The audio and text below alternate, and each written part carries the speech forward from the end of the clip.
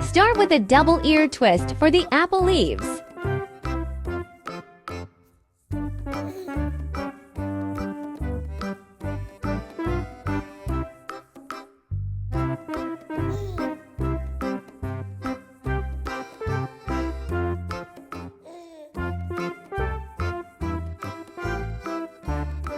Don't inflate the 5-inch round balloon to fully. When tying the knot, try to keep it close to the balloon's nozzle.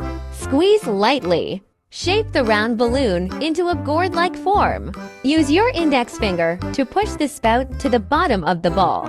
Hold it with the other hand and turn it a few times. Then wrap the protruding part tightly with the leaves just made.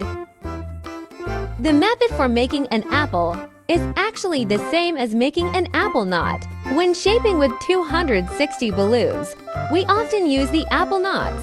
I hope everyone learns it quickly.